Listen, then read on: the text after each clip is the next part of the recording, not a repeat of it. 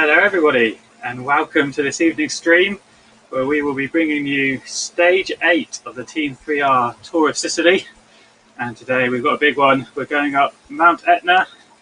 So it's hot here in the UK, I'm sure it's going to be hot out there as well.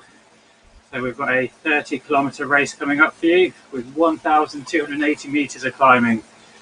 So I'm here with my co-host Riley Harvey, and we're going to be taking you through all the action from today's stage as the riders climb up this fearsome volcano. Riley, how are you doing? I'm great, thanks Mike. I'm glad I'm not doing this climb today. It looks like it's going to be brutal. Yeah, looking at the profile, they've got a nice 10-kilometre downhill just to get them into the swing of things, which is nice, but will mean that the climbing's a little bit more. And then there's 20 kilometres of climbing, 1,200 metres. So it's around about 6 or 7% gradient all the way up.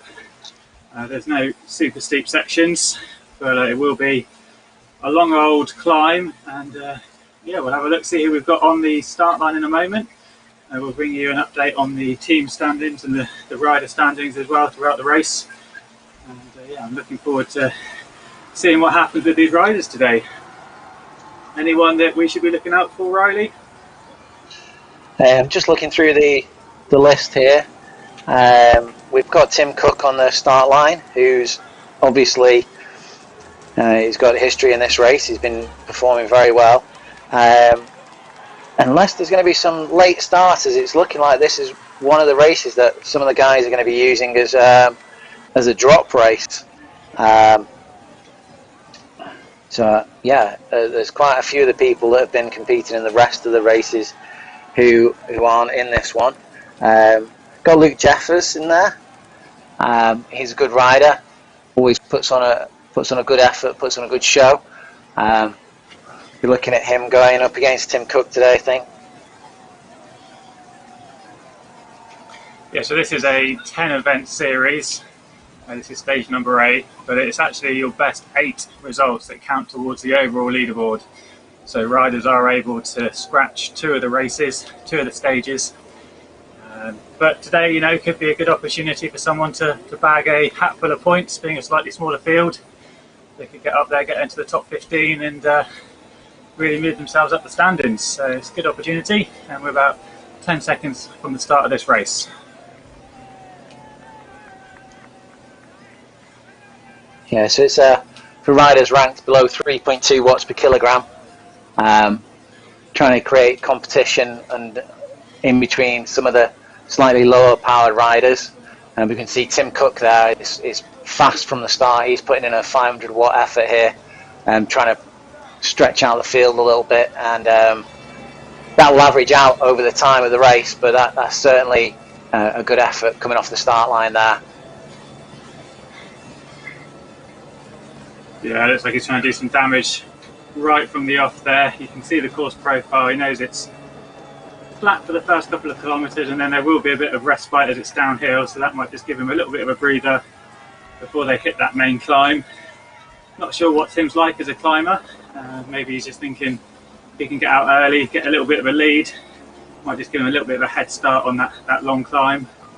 You can see at the bottom of the screen there, that profile. There's a good old amount of red in that for at least half of the course today. So that's what they've got coming up. It's going to be pretty steady once they hit that 10-kilometre stage. Not going to be much respite. So yeah, maybe it's just an opportunity for Tim to make some early ground and give himself that head start at the bottom of the climb. Yeah, he's being chased up there by Scott Yarosh. I don't think Scott's a rider who's been participating in the series as a whole. Obviously you can just take part in as many or as few of these races as you like, but yeah, Scott's looking like he's giving chase, not giving up on Tim there. He's holding his wheel, and in this earlier part of the race it is quite important to try and get as much draft as you can, because obviously once you start going up, that draft's going to start diminishing for you.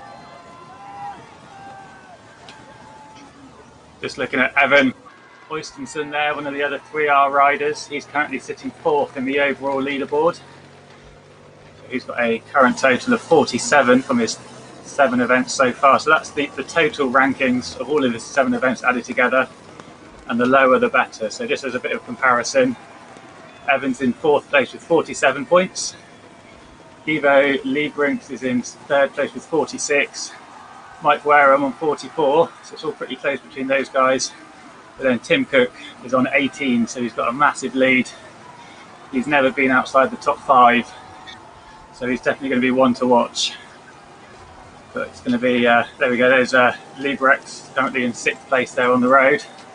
So Oystenson, currently a little bit further up the road, he could be leapfrogging him today. It's pretty close to get on that podium, just a couple of points between them at this stage.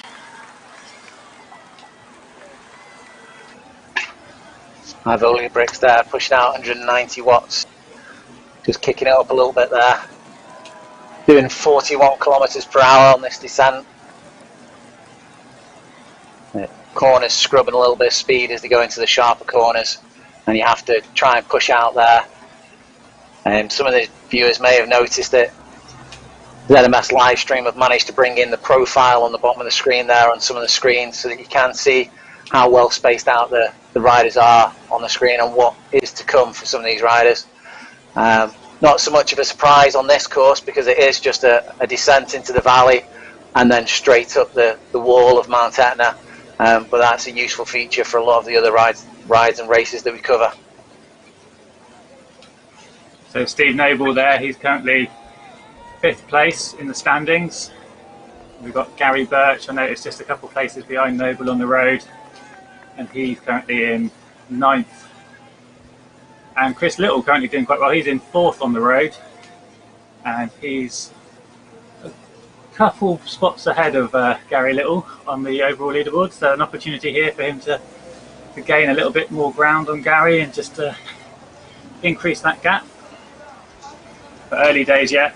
The real test is going to come once they hit that around about 10 kilometers into the race, and that climb really starts. You don't want to burn all your matches on the downhill section. This is a chance for you to not take it casual, but gain ground if you can, but just be wary. No point blowing up before you hit that climb. Chris Little's been taking advantage of some of the more age categorised races on RGT at the moment as well. He's been taking part in the OTR Veteran Series, as well as the Team 3R Series, but he's been having some decent results. Not always on the podium, but sort of quite often heading in that direction.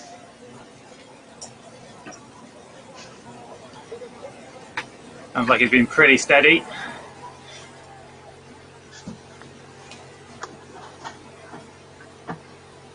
Abe Purden, I think he's a new rider to this event.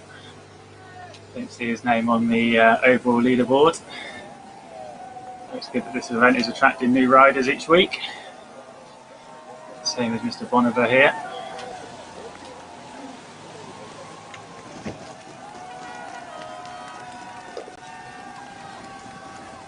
Yeah, it's great to see them.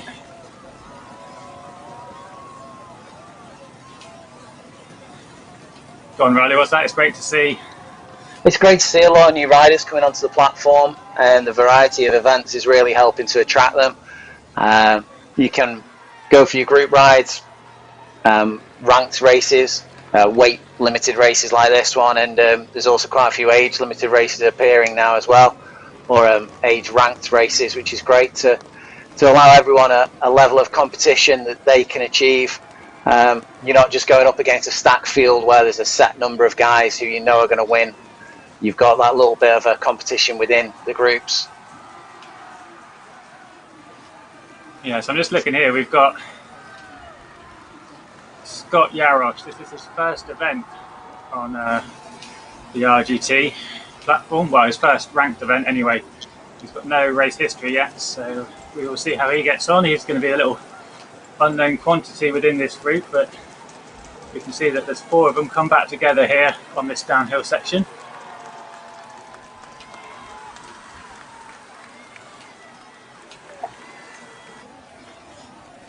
We will have to keep an eye on Husselman's as well. He's one where We will just need to keep an eye on his performance, because he did race in event number 1 of this tour. He did go over that 3.2 limit, so he was disqualified, unfortunately. Now that was quite a few number of weeks ago, so we will just keep an eye on that. He might have lost a bit of fitness since then, which would bring him back down into this category. We'll just see how that goes on the climb. He did have a DNF in stage 6 as well, and I wonder whether he decided not to finish because of the possible risk of disqualification.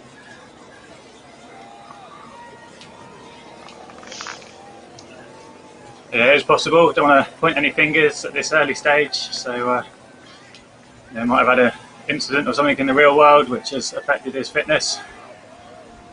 I know around about this time last year I was absolutely flying online, and then unfortunately I had an accident out in the real world.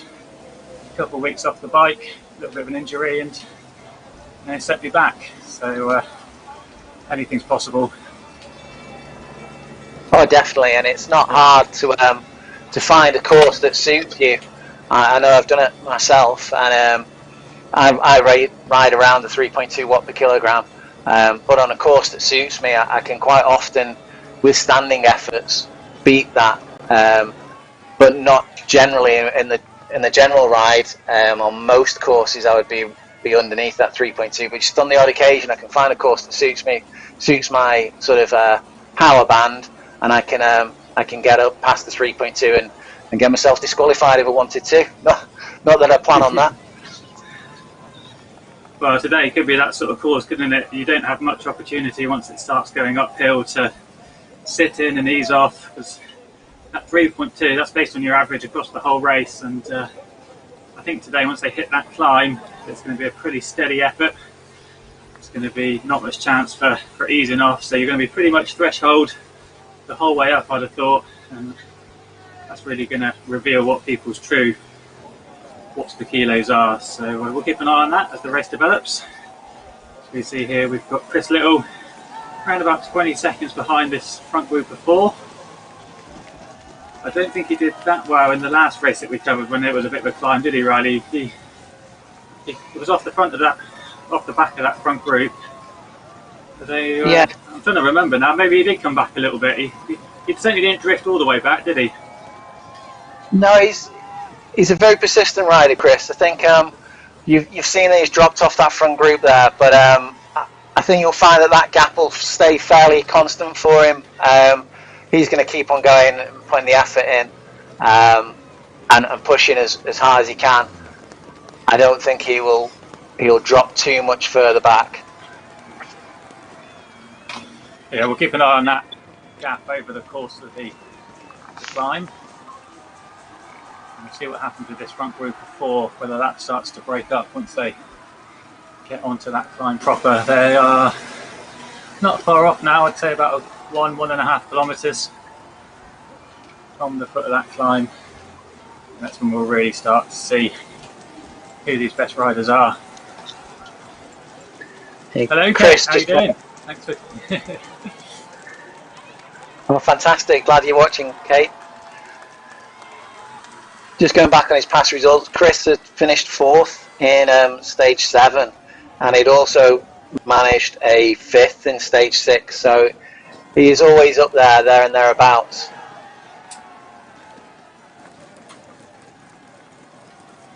Yeah, he's been pretty consistent last 4 races. He's had 4 top 10s, slowly been working his way up that leaderboard.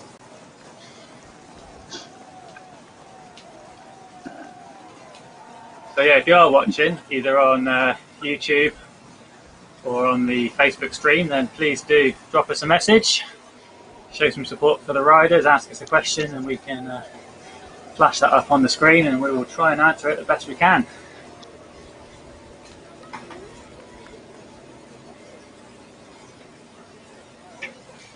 Just the final little bit of descending now into the valley, a little bit of flat, and then we'll start the climbing proper, going up Mount Etna.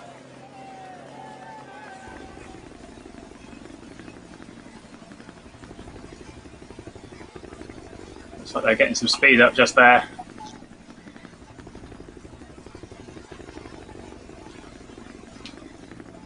See that they're Again, 330 watts there. That's a decent level of power, and Tim's got most of the riders sitting on his wheel there as he's just chugging away, dragging them all across this flatter section. You've got to wonder whether some of those riders are just judging this to use all of Tim's energy, use his draft, and then when the climb starts proper, push on past him and take the win. I was going to make a reference to today's Tour de France stage then about sitting on and maybe trying for the win, but I don't want to give any spoilers away to anyone who's not watched it yet, so I'll keep stum about that. But no spoilers, please. Yeah, no, of course, Riley. I know that you're about 5 days behind, so you'll still be watching it in August. There's no good TV in August, so I've got to save something to watch. Just going back to that comment there about Tim, whilst we watch League Rex here, you can just see the little coloured bar under their names as we switch to Noble. Both of them currently showing yellow, so that's around about sort of 80 to 90% effort, just dropping down to green there. And when we were watching that little group, I noticed that Steve Cook's bar was red and the other three guys were blue and green, which indicates that they weren't putting out much effort at all. And like you said, Riley, they were perhaps just coasting in his wheels there, enjoying a bit of draft, whilst Tim was on the front, just hammering it out. So keep an eye on that. It might be a good tactic by Tim just to keep the pressure on, keep the power on, just ride his own race. Or maybe those other riders are just being smart, staying in behind him for a little bit longer, knowing that they need to save their energy for the climb. Just sitting in on Jason Goldberg there for a second, and he's been a common rider in the WKG Snapdragon events, which are a Friday night event. They're kind of like an elimination race. Usually happens around a crit circuit, a shorter crit circuit where the riders get eliminated every lap or two, or if they get overtaken, they get eliminated. Great little fun event. Quite often, the name's quite good actually, Snapdragon, because they're generally quick, sharp events. Good for sprinting legs. You have to just try and make those efforts every time to stay on the bunch, cross the line.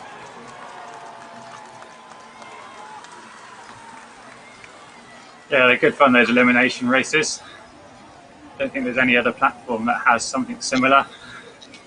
But you really do have to be on your toes. You can quite easily get caught out at the back and suddenly find yourself off the back and out of the race. It can happen in an instant.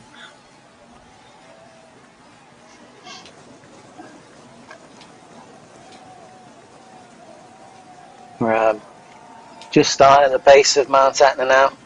It's where the fun riding's going to start, and probably start to see some distancing between the riders as they're going up these gradients.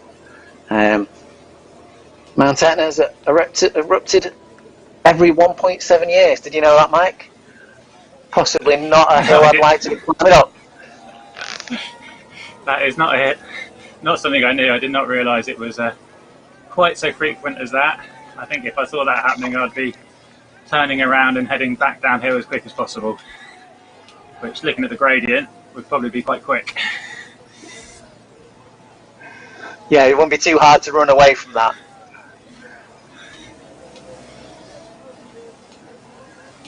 Just seeing a little bit of a change of tempo at the front here. Tim has taken a little bit of a drop back there. He's noticed he's losing a bit of the group, put his power on there, trying to catch back in. Oystensen, the Team 3R rider, on the lead there, just keeping the power steady, and it's a bit of distance into Tim there, and I wonder whether this is going to be the continuation as he goes up the climb, that this gapping will increase. Yeah, interesting that he's leaving his teammate behind there, both riding for Team 3R. So at the moment he's distancing his teammate. setting the pace on the front, although he's allowed Busselmans to come through now. And he looks like he's going to be stretching the pace a little bit. Once the gradients are increasing like this, you're not going to be having a benefit of teammates, so there's not going to be a great deal of draft. Maybe between 1 and 10 watts if you've got your avatar positioned really neatly behind the lead rider's wheel. It is just going to come down to how much power you can produce as a rider. There's also the psychological benefit though, so just having a teammate there for moral support, a little bit of assistance. I guess it's not quite as important as real life, where maybe you'd need to swap bikes or lend a wheel or something like that. But yeah, we can see here this view looking back down the road. Tim is now 8 seconds behind, that gap slowly increasing. Sort of goes out into the distance there. Jarosz there coming to the front now. And we can see there, look, Mount Etna rising up in the distance. Not sure it's quite as green as that in real life. This is the Magic Road skin on RGT. So it does just apply a sort of uniform, slightly random, grassy, vegetated texture. So we'll see some of the cliffs as we get a little bit higher up. So Tim's just riding his own race here. That gap's sort of steady-ish, 8-10 seconds now. Not going out too quickly. He's sitting pretty at the top of the overall leaderboard. So he's got a little bit of room to play with here. Yeah, you've got to start asking the question now, is this over-enthusiasm by this front group? Are they egging each other on and burning the matches too early on in the ride? And is Tim being just a little bit more sensible and riding to his heart rate, riding to his power values that he knows he can achieve all the way to the top?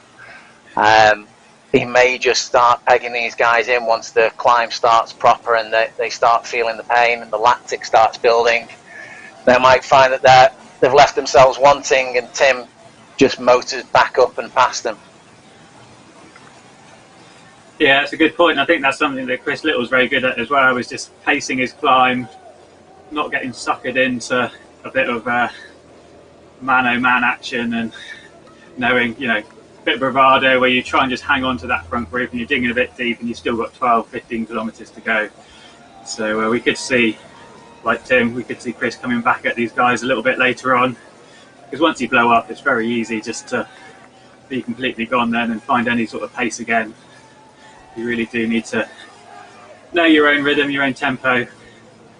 And it looks like Oystenson here, maybe he's just realised that, just dropped back a little bit from Jarosz and Busselmans.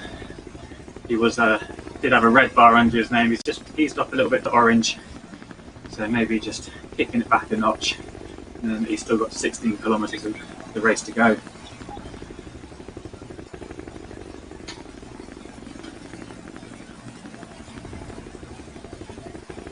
Whilst we look at these front two, I've been checking in on some other events, Riley. So not sure if you've seen, but there's a new ride that's just come up on RGT.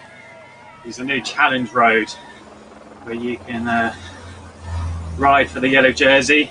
Sponsored by Tissot, who are the official timers of the Tour de France. So it's a road that you can jump on any time, always available. It's the Chase the Yellow Road. It's about 30 kilometres long and it finishes up the Planche de Belfi, the climb where Chris Froome famously beat Bradley Wiggins in I want to say 2012, don't quote me on that, it's going back a few years. So yeah, you can go on there, set a time, and if you complete the course then you've got 5 days of which to set a time, and a lucky winner will be picked at random to win a Tissot watch at the end of that 5-day period. So check it out, it's on the app, go into the event section. And I did notice that Paul Poodle was in there this evening. He's been a regular in these Team 3R Sicily races, but has not taken part today. So it's obviously a race that he's looking to drop, and we'll focus on the riders that we've got on the race. Yes, it does allow you, this ride format, to have that little bit of flexibility to pursue an alternative ride, and you're not totally locked into covering every single ride in the series, and if you don't cover them, you've lost. It just gives you that little bit of flexibility to have a life outside of cycling and to have other things happen but still be able to be competitive, which I think is a great format for the racing. We aren't all able to just drop everything and race all the time at a time that suits us. We've all got things going on in our lives. So yeah, it's a great way of Derek set it up. It's Derek Bucock from Team 3R who's arranged this series, organised the routes and shepherded it, produced it, advertised it on all the platforms. So it's been great. Samir Dolatley's also been helpful in providing the actual GPXs to make these smooth and accurate roads, make them true to life.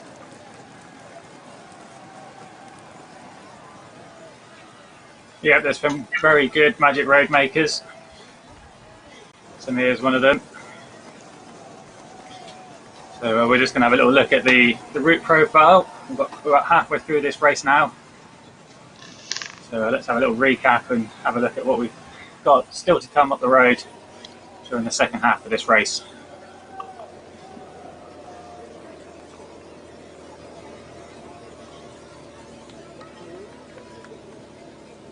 There we are, we can see it starts to get a bit more twisty, zigzagging up the edge of the volcano there, right up to the top, topping out at 5,900 feet. It's around about 1,800 meters in metric. So we're now around about halfway. We should see the yellow banner marking that point very soon on the road. There's Husselmans and Jarosz here still pretty much level pegging. Just holding each other within a few bike lengths of each other. There we go, there's the yellow arch signifying that halfway stage.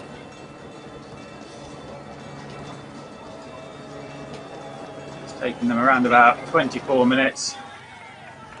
Of course, they did have a nice downhill section to start, so probably be looking at half an hour, 35 minutes for the second half. These guys seem to be making a good go of it. They're certainly not dawdling up this climb. Massive number of hairpins to come up this climb. If it were a flatter race, that would be something that animates it somewhat, because as you go through the hairpins, the sharper corners, RGT scrubs your speed and also reduces the amount of draft effect.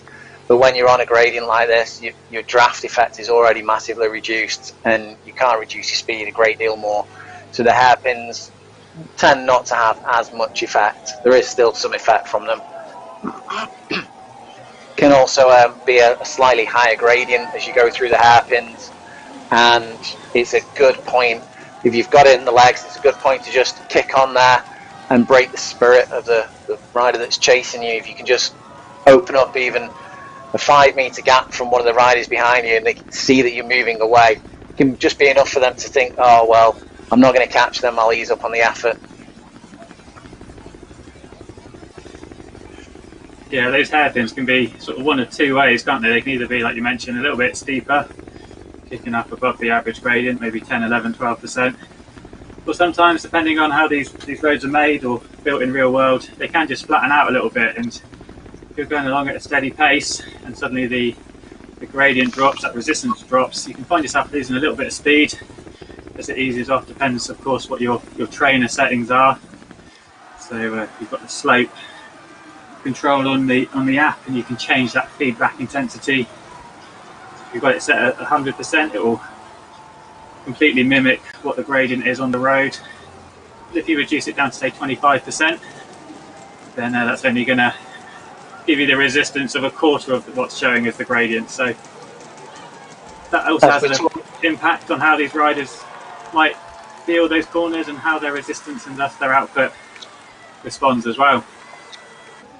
As we're talking there, Mike, there's been a development on the race there. It looks like Hulselmans has perhaps, just as we were saying, broken the spirit of Yarosh behind him. There's a gap opening up there, and it's opening up quite rapidly back to Yarosh. I'd say probably about 10 seconds looking at the screen there. Yarosh is putting his effort in. He's going up to amber on his chart there, showing he's putting in quite a lot of effort up to red now and pushing hard to try and close that gap down up to Hulselmans. Whether he will. Oh, Yarosh is just locked up. I don't know whether he's having a technical or whether that difference has been enough for him to give up. We'll see whether he's started going again. Just slowly winding up. Maybe just could have just been a momentarily blip or a bit of a dropout. Hopefully that's not what caused the initial separation there. It does look like Hulselmans did just increase the pace and managed to pull away from Yarosh. But it does show how far ahead they were, that our third place rider hasn't quite caught up with them just yet. You can't see him in the background there, so these two must have been cracking on a little bit. Oystenson, still can't see him there, so these two have a healthy little lead. Yarosh is back underway and giving out good power there. I wonder whether he had a chain drop. Obviously, with most of us are using real bikes on our turbo trainers, so we're not immune to mechanicals in real life as well as the virtual mechanicals that you get from technical issues. So I wonder whether he was just changing down into the little ring or something there and it had a little bit of chain slip. But now as we're watching him, he's stopped again there. Yeah, it seems to be maybe a more of a connection issue there, the way his power numbers are jumping around a little bit. And now we can see Oystenson has overtaken him and taken that second place on the road. Seems to be quite a big gap back from him, so there's a little bunch of three a little bit further down the road. Back to Tim Cook here, and we see that Steve Noble's overtaken Tim. Tim's dropped back into fourth place. So both of these guys have overtaken Yarosh.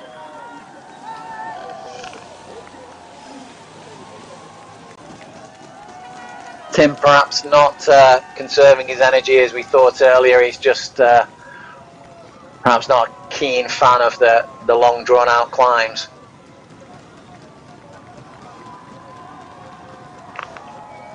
And that's something this series does present. There's different challenges. It's not all about flat races, like the Tour de France or the Giro d'Italia. There's sprint stages, hilly stages, climber stages.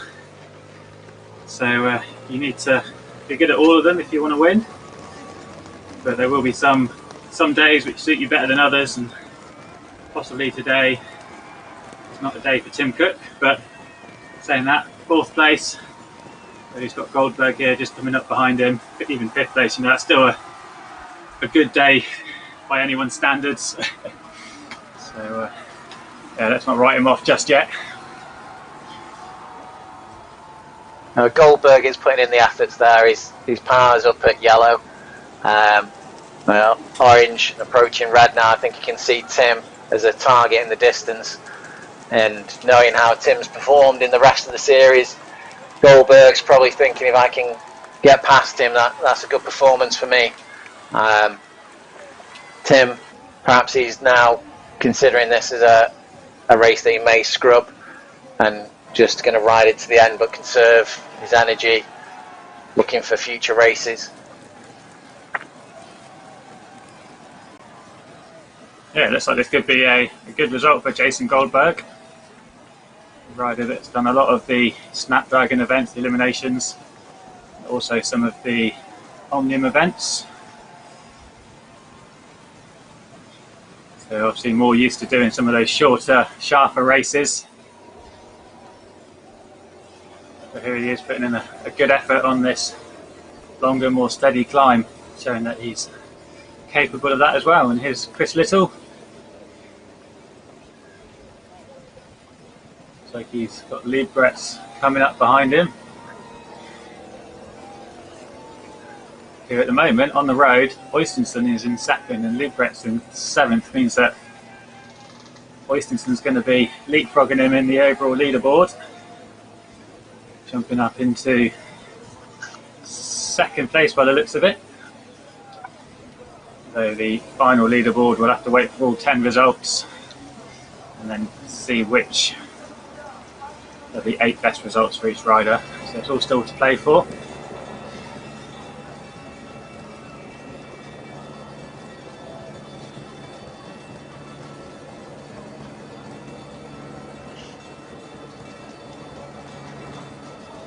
Back with Perdon here, Alexander Perdon.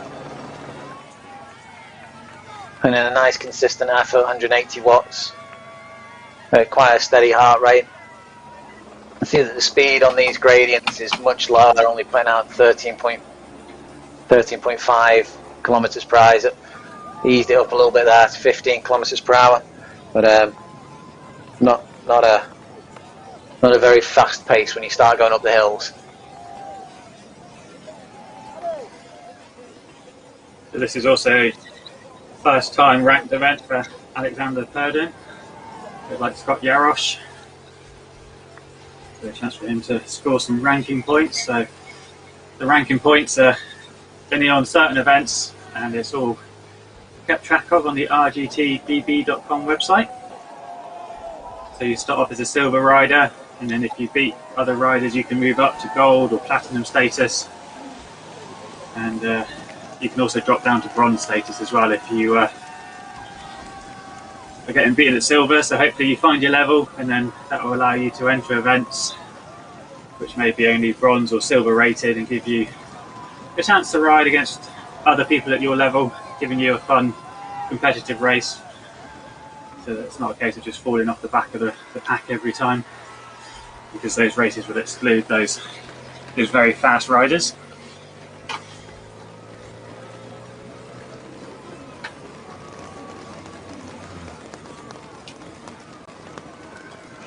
Boniver is above Birch there. And you wonder whether Birch is going to catch him now. He's just doing a steady ride. Looking like he's slowly closing the gap onto Boniver there.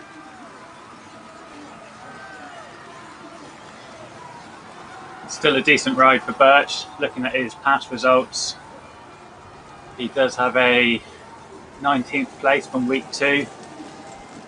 So today's ride could be one of his top 8 results. And actually he's just closing the gap here on Boniver, so that'll be a 9th place. So that'll be a little improvement for him as well. Just looking back on Boniver's previous results, he tends to do group rides or less competitive riding, so not entirely sure he's rode this as part of the series to compete. I think he may have just been riding this as a fun ride, something to occupy his time more than something to win, if you will. Well, it's good to see that he's giving it a go though. Something a bit different for him. Might just be feeling a bit more confident after a few group rides, working up that fitness, that stamina. I thought maybe I'll give it a go today, see how he gets on. Definitely, it's always worth a ride. Better on your bike than on the couch. Yeah. You're already winning if you're on your bike.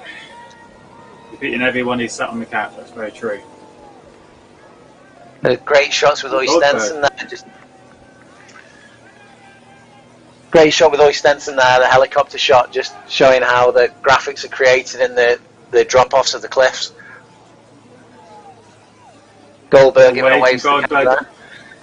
Yeah, must be watching the live stream. Always useful just to see how far ahead some of the other riders are. But we saw him earlier, didn't we? Just behind Tim Cook, overtaking him. And now he's overtaken Noble as well, and he's got himself up into 3rd place on the road. He's got 600 metres up to Oystenson. So still got 11 kilometres to go. Might have a chance of closing that gap, but we'll see how that develops. Might be just a bit too far now. There's some 9% gradients here. Goldberg's still got 1.3 kilometres to the leader there on the road, but I think he's got a good chance of reeling in second place. Also looks like he's to a certain degree woken up Steve Noble there, who's just putting in a little bit more effort. Can quite often, being passed by a rider can quite often change your tempo and can give you a little bit more grit, a little bit of an urge to reach deeper and find energies that you didn't realise that you had. Make you get back up there. Looks like Goldberg's responding there. His bar's just gone yellow. He's making sure he's keeping that position on the road. Having made the effort to catch Noble, he doesn't want to give it up too easily, if at all.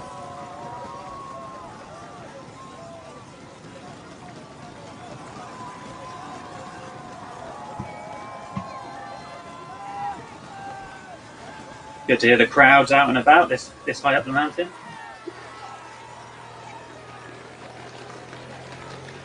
And it looks like that gap just is increasing a little bit now back to Noble. Goldberg not going to let himself be caught there and is pushing on to try and catch Oystenson up the road. Yeah, some great riding by Goldberg. Looks like Team 3R might be dropping everybody off the podium at this rate, which they won't be happy about.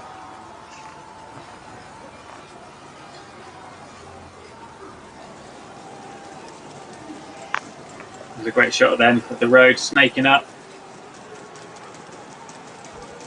It's a little bit steeper than I thought it was going to be this course. We've got back to Goldberg, he's on a 5% section, but when we're on Oystenson there, 600 metres up the road, it does kick up a little bit to 8-9%, so Goldberg's got that coming in a second or so.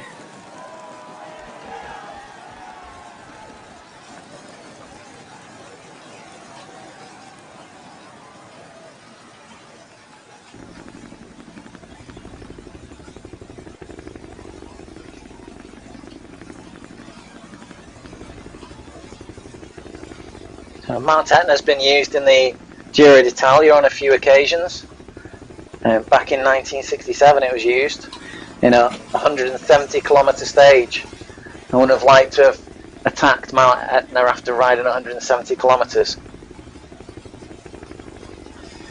No, I think they used it a bit more recently than that as well, because I've got a feeling Vincenzo Nibali has a win up Mount Etna. I think they started in Sardinia a couple of years ago, is that right? Most recent use was 2017,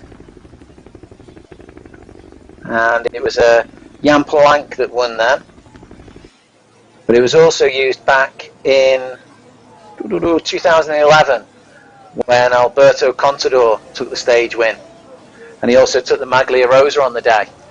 So it's featured quite heavily in featured quite importantly in the Giro. About 2017, yeah, I think it was quite early on, wasn't it, in the Giro that year?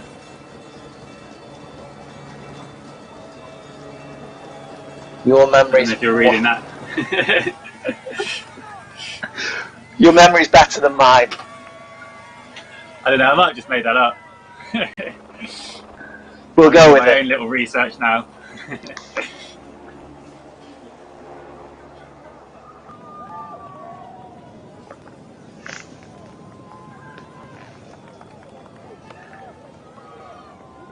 Just getting some information on the screen there. We've a new event coming up, which is the Aikige, which is a 7-day event. 1 week. The events will go every evening. It's going to be alongside the Olympics, the Olympic week. It should be a great series of events. We'll be covering every single one of those from the 25th to the 31st of July. Nice feature of the Aikige is that they're actually incorporating several of the established events from RGT. So there should be great turnout in numbers for those events as well. Mountain goats on the Wednesday, for instance, the Tuesday night track on the Tuesday, Great events already being brought into one massive super event. It's one super series for that week of Tokyo Olympics week. Yeah, that's certainly going to be a good week of racing. There's a number of events there: road race, omnium, time trial, mountain climbing as well. Yeah, great to see all those organisers getting involved. And I will be riding in a few of those races, and we'll be bringing you live coverage. But before then, I will just go back and say, yeah, 2017 was a 181 kilometre stage. It was stage 4. The Giro had started on the island of Sardinia, and they transferred across to Sicily, and they had the finish on Mount Etna. 19 kilometres at a 6% gradient average, and that really was an early mountain test for the Giro. You don't often get such big mountain climbs in the first week of the Grand Tours, so it did shake things up a little bit. And as you said, Riley, it was Jan Polanc who took the win that day, 20 seconds ahead of Ilna Zakarin, and Geraint Thomas led the chasing peloton. Well, it wasn't much of a peloton. GC favourites taking 3rd place. Quintana was 11th that day. You know who won the Giro that year, Riley? Any guesses? The answer is no. Your memory is obviously far superior than mine, and with data in front of you as well, I'm not even going to try. Well, I did have a little look, but if I tell you it was Tom Dumoulin, that might bring back some memories of that tour for you. Oh, I remember, yeah. So that must have been famous. He had the Tom Dumoulin moment. He had the Tom Dumoulin. Yeah. He had a very rapid dismount of the bike on that day. Yeah, that was in the final few days. He had to then time trial himself back up into the front pack. Managed to just do enough and then hold off Quintana in the final time trial. But yeah, almost threw it all away because of some dodgy energy gels, or so the story goes.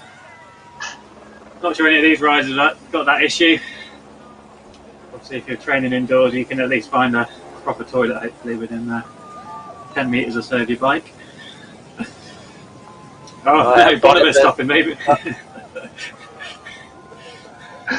Maybe he's taking a toilet break. Quick, cut the cameras away. You don't need to see that. Just going back to the riders on the road there. Alexander Perdon, it looks like it's his first ranked race on RGT. I have managed to find a rider on Strava who looks like they've just started riding RGT. They're quite a frequent rider in real life, 103 kilometres average a week, and over 4 hours a week on the bike. So I think Perdon, once they've got used to the platform, they probably will be quite an accomplished cyclist. They get used to the platform and get the legs. Yeah, there are those little nuances of the platform, understanding the draft and the way the corners work. It is different to riding outside. Don't need to worry about that handling quite so much. It is a discipline in itself, though. There's Horsewoman's 9 kilometres from the top then. You can see it, the mountain there, stepping up, zigzagging up in front of him.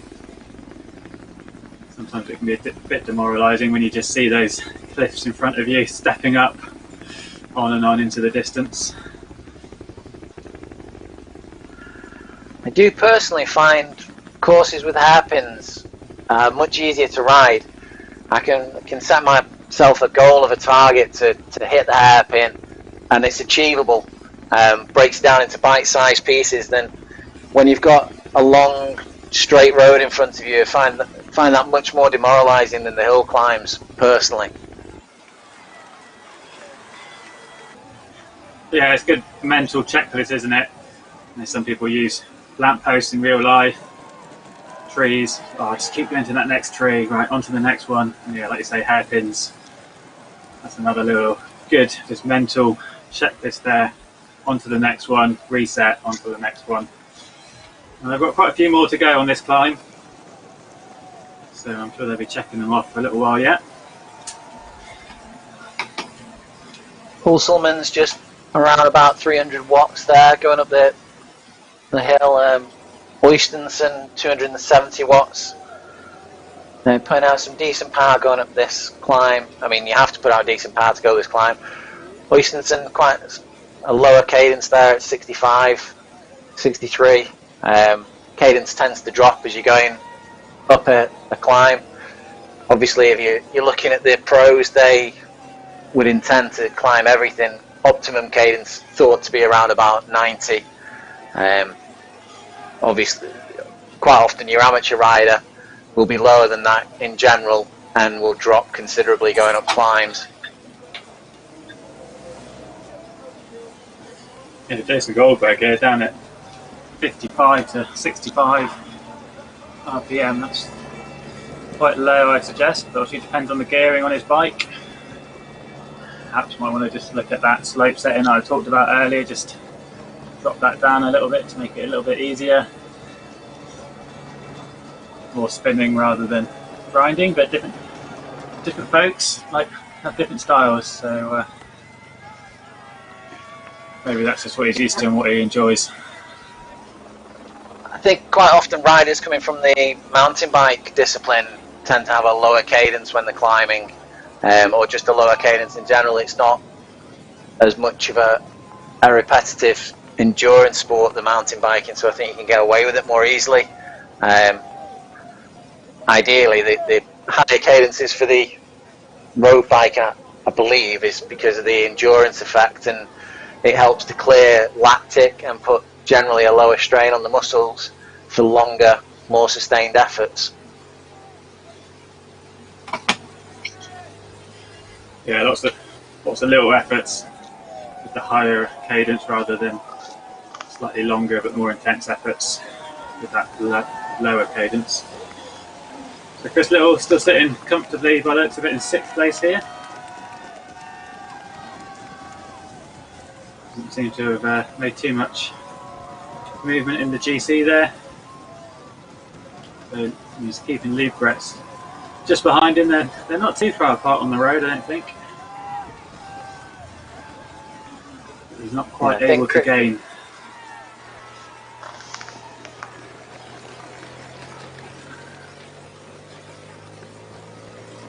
We discussed earlier on, Chris, just nice solid riding there. He's not going to be blasting to the front of the field, but by the same respect, he's going to be a good position in the race, and quite often just getting those solid positions time and time again can be what adds up to a good placing in the overall series.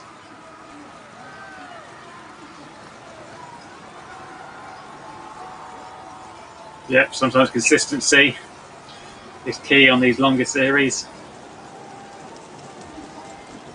Not always beneficial to yo-yo between podiums or 25th place.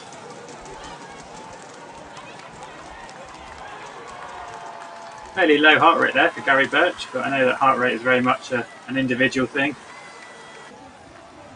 I think my heart rate would be up around 170 at this stage. So I think my heart rate tends to be a bit higher than other people. Unfortunately, it does look like Bon Iver is abandoned there. They've not restarted. Sometimes you do get a little break with a rider who's perhaps forgotten the water bottle and has run off to get a new water bottle or refill it. It looks like Bon Iver has finished their ride there. Regardless, it's good effort from them. They've put in a bit of a turn there to get themselves that far along in the race. Yeah, we did mention, didn't we, looking at their past history that they've not done many races. They tend to do group rides, so possibly they were just looking for a 45-minute effort, and that was their time slot for the day. That's how far they got in that time, and now they've just knocked on its head because they've got other plans.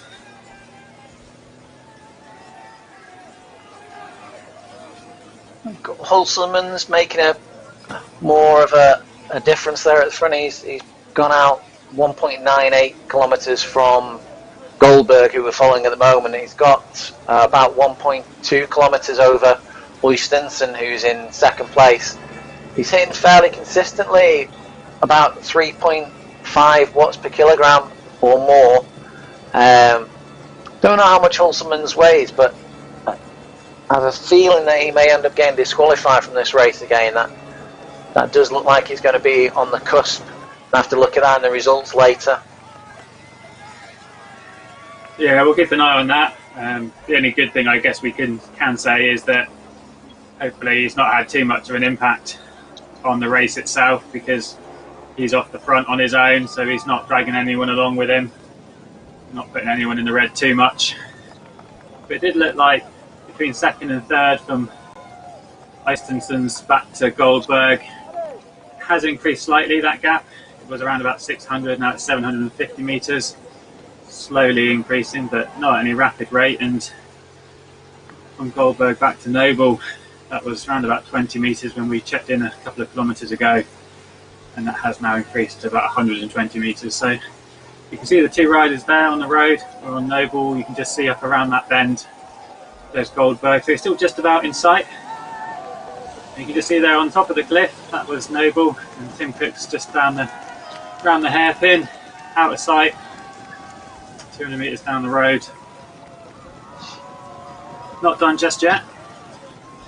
Might be saving himself for a bit of a sprint later on.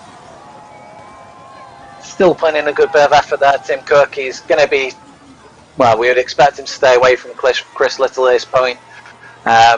Steve Noble, maybe he'll catch him. As you say, Tim's got good history in this race, in this series, so he may just catch up to Noble there, giving it a steady ride. There's something I've noticed in this race, Mike, that you can help me with. Obviously, Tim Cook there is wearing the Team 3R kit as a Team 3R rider. Alexander Perdon there, he's wearing a different kit, and there's a couple of other kits in the race that I didn't recognise. Do you know who they belong to?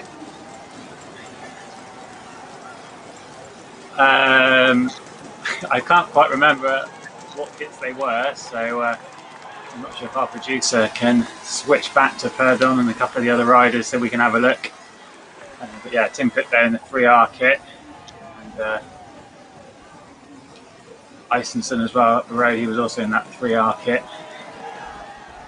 So here we are then, Perdon rider box. Yeah, not sure. That's not one I'm familiar with.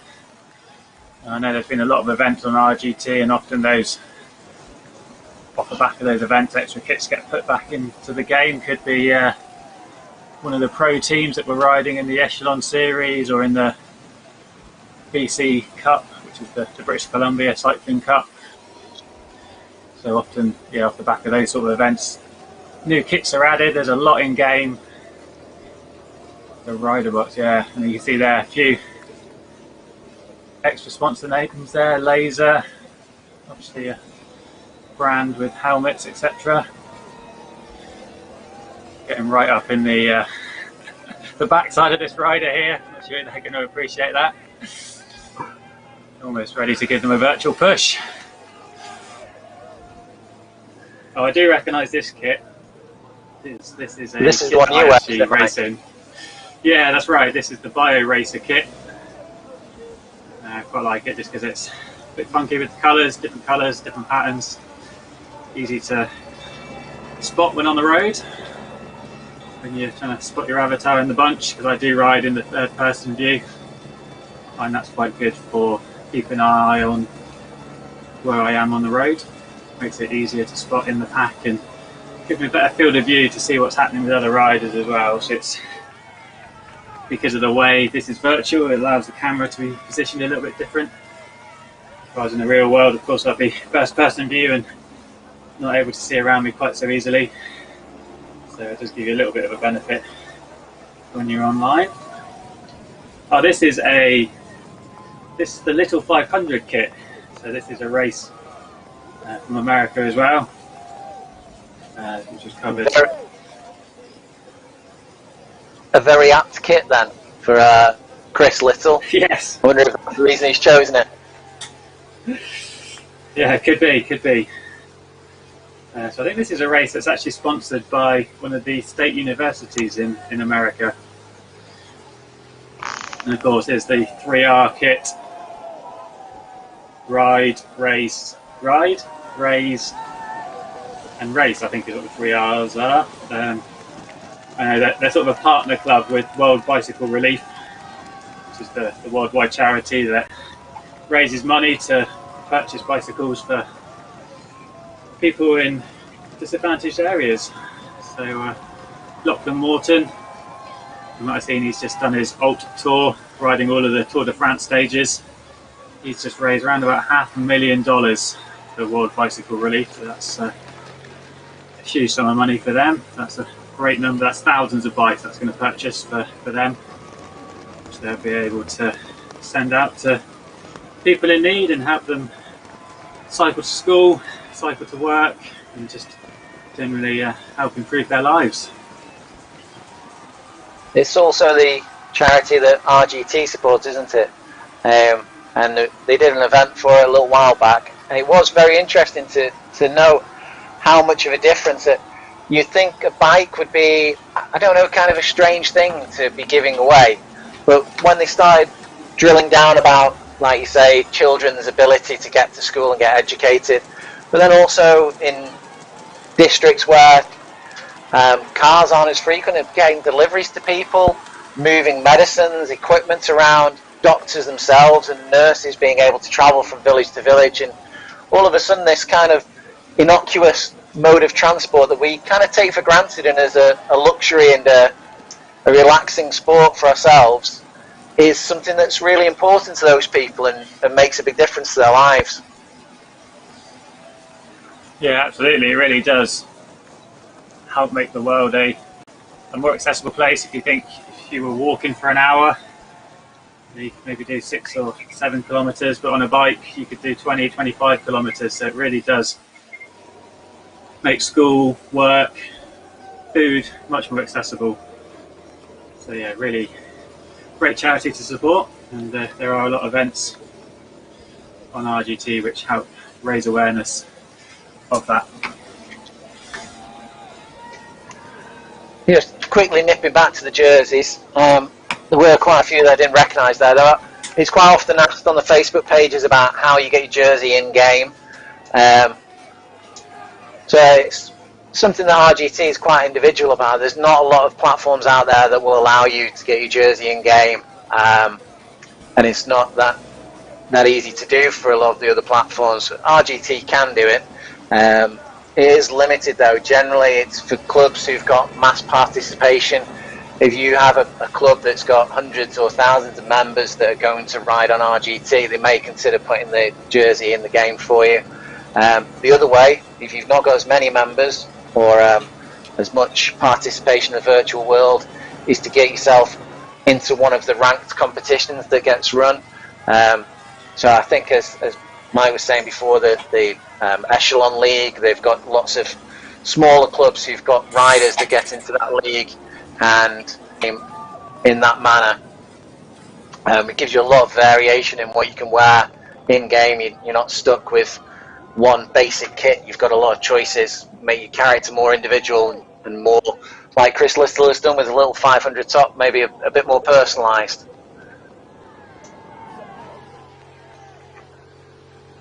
I think it's clear that Goldberg is watching the stream there as we're going along. Thanks for waving. I wonder what the 3+ is after his name means. 3 wins perhaps, 3 World Cups.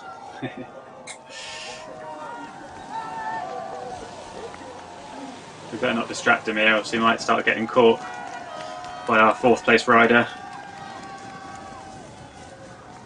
We need him to focus and try and catch Oystenson. See if that gap's coming down. Looks like Oystenson's just about to hit a slightly orange section. You can see in the gradient below there, the larger white dot, that indicates that we're following Oystenson. The other white dots that are much smaller, that's the other riders on the course. But you can just see how that gradient now will, it's been pretty dark red, but it's going to be orange for a little section. And that's just indicating that the gradient's easing off a little bit. That'll be sort of 4 or 5% for the medium orange there. And then a little bit further up the road, you can see there's some sort of yellowy sections, so that's sort of 3%. It's just where Busselman's just come off, he's on a little 5% section, it's going to level off again a little bit. And then right at the end you can see the green section where it's flat.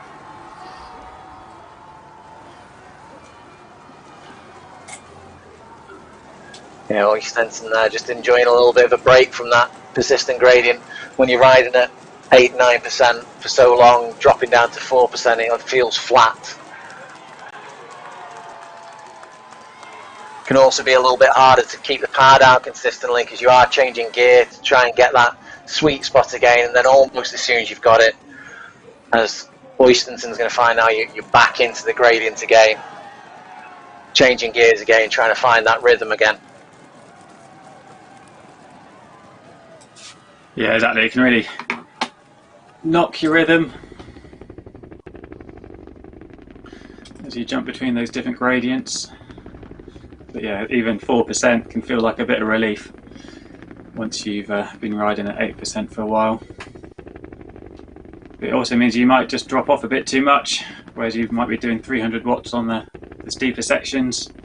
Suddenly you're riding at 200 watts, then your pace eases off and you can find yourself actually losing a little bit of time, and that gap closing to the riders behind because you ease off a little bit too much. Just caught up with Hulsenmans there. He's quite far in front. He's on the amber level, so again he's on a larger section of 4 or 5% gradient. You can see his power had dropped right down. He was only in the blue bar, easing off, but he was very far in front. Nipping back to Goldberg now. He's not too far away from Oystenson.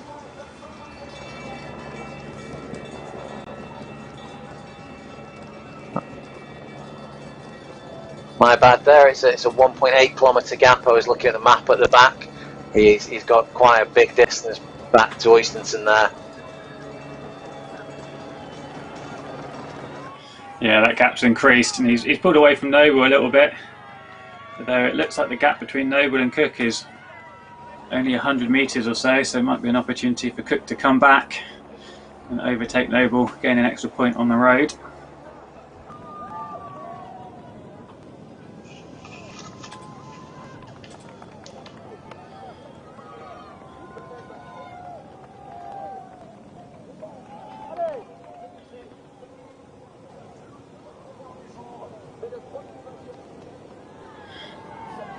Well, unfortunately, Riley, I'm going to have to leave you there.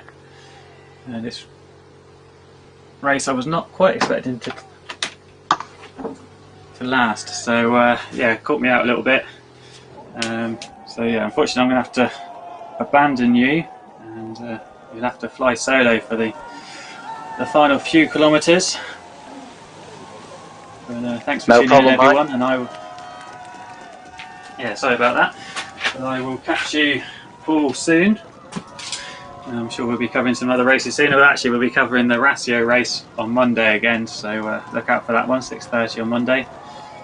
But for now, I'm going to leave you in the very capable hands of Riley, who's going to see this race home. Good job you weren't racing this one then, Mike. You'd have been an abandon as well. Well, I think I would have been a DQ. I'd have finished 10 minutes ago just to make sure that I could go get my dinner. Well, this is fantastic now. You can see Tim has caught sight of Noble again on this hairpin. He's putting in the effort to catch back up to Noble, and I think we're going to see an interesting battle between 4th and 5th here. We'll see how much power Tim has kept in reserve. We thought he was going slightly easier on the lower slopes, pacing himself, and I think that could be true now. He's getting in 250 watts and just closing that gap to Noble. Noble potentially not able to react here, or he might not have seen the danger, keeping his power green, which means he's riding just below his FTP in a comfortable zone. But Tim, his avatar up out of the saddle, and he's putting the effort in to bring him back in.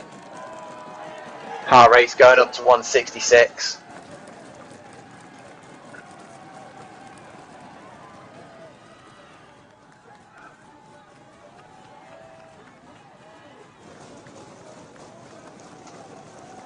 Noble, a slightly lower heart rate there, he's running at 153. As Mike said, heart rate is an indicator for yourself and the effort that you're putting in. Not necessarily the same for every rider on the road. Some riders can ride quite comfortably at 140 an effort, and some riders will be riding the same sort of terrain and hitting 170, even 180. Very personal. But if you look at the same rider and you see the heart rate skyrocketing, you can tell that they're putting the effort in. Speeds are only about 10 kilometers per hour here on these slopes.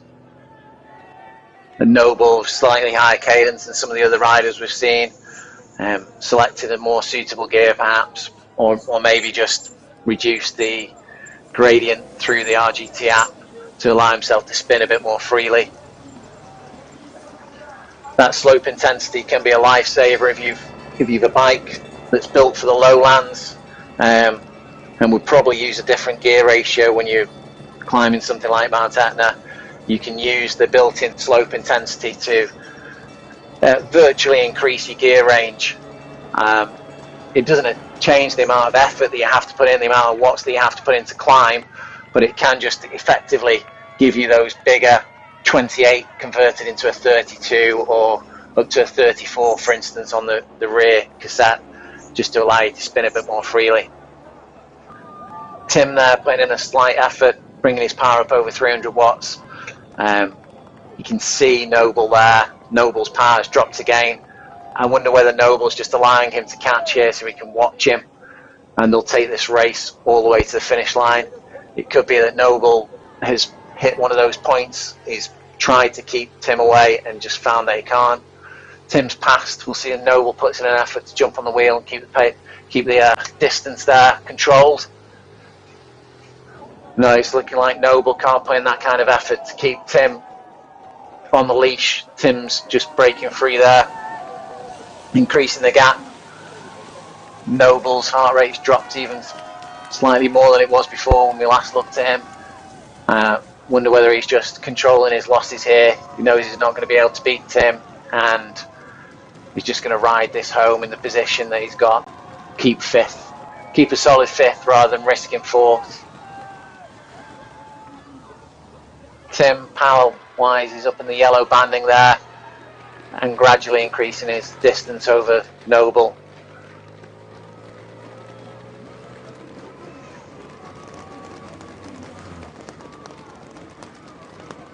Heart rate's fairly steady. It's consistent with where we saw him a few moments ago. And again, Tim's got a slightly higher cadence there, between the 80s and 90s, which is generally thought to be ideal. Tends to be a little bit lower on the climbing, but for reasons stated before, the clearing of the lactic acid and making more turns of slightly lower intensity is generally thought to be a little bit more forgiving on your muscles than trying to crank out massive watts on each pedal stroke, as was thought to be the best thing back in the 70s, early 80s. Back up with the race leader for Hulselmans here. He's eased the power right down, tending to be in the green. Still putting out 250 watts-ish. Speed of 14 kilometers per hour. No heart rate data from Hulselmans. It's not essential that you wear a heart rate monitor, but if you are racing, it's probably recommended. It just helps to ratify the efforts that you're putting in. Lets everyone know that when you're putting your speed up, your heart rate's going up, and they tend to correlate. Unfortunately, there are the occasional rider who might use artificial assistance to win races, which is not something anybody likes to see. Evan Oystenson back in second place here. I think it's clear that he's not going to get first on this race. Still putting in a good consistent effort, just coming out of the amber section there, the slightly lower gradients. He'll be putting on a bit more power as he starts edging towards the 9%. A good look at the Team 3R kit. Riding on a Canyon bike, I think it's a Canyon Air Road. 15 kilometers per hour. Nice deep aero rims and the disc brakes.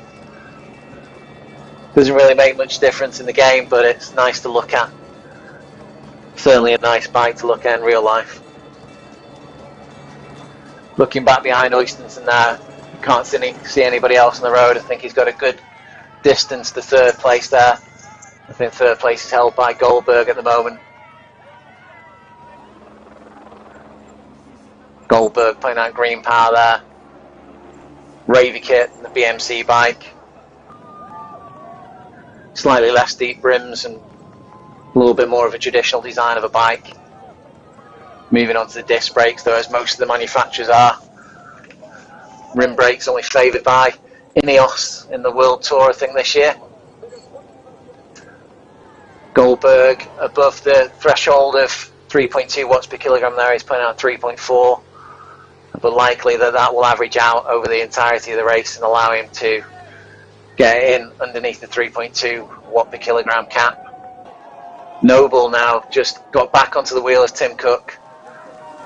Maybe had a moment of recovery as Tim Cook went past him and just got himself back into the right tempo to reel him back in. I think this might be the big race on the road. The other positions are looking like they're secured. Tim Cook and Noble here fighting for 4th and 5th position. This could be the one to watch as we come over the line. They're edging towards the amber section, the section of 4%.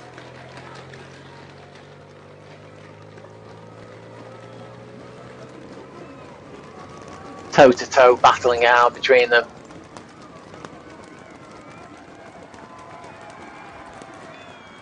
As Noble just edges forward. As the pace changes as we go over that 4% gradient, it will be interesting to see who selects the right gear. You probably will see a little bit of a gap opening up. With these riders being how it would appear so closely paced at the moment, so closely matched, that could be the little bit of a gapping that leads to the win for them at the end.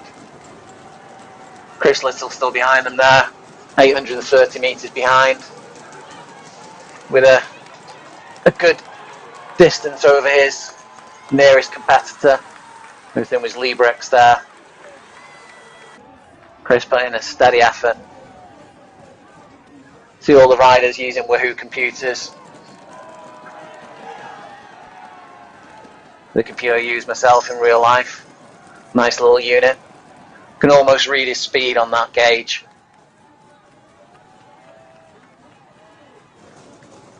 Crystal clear display. Good battery life as well. The aero mount.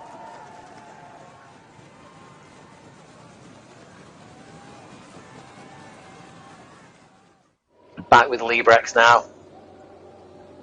Librex at 2.2 watt per kilogram on this climb. Hitting a 7.4 gradient. It's just up in there on the hairpin up to an 8.4. 203 watts. His heart rate of 155. Keeping it steady there. Slightly lower cadence than some of the riders that we've seen further up the road. Whether that might be something that's affecting how he's performing on the course or not. Just went through one of the mile markers there with a 24, which is the distance covered. When you're racing deep, they can be quite an important little mile marker for you. It's easier to read them sometimes than looking at the head-up display.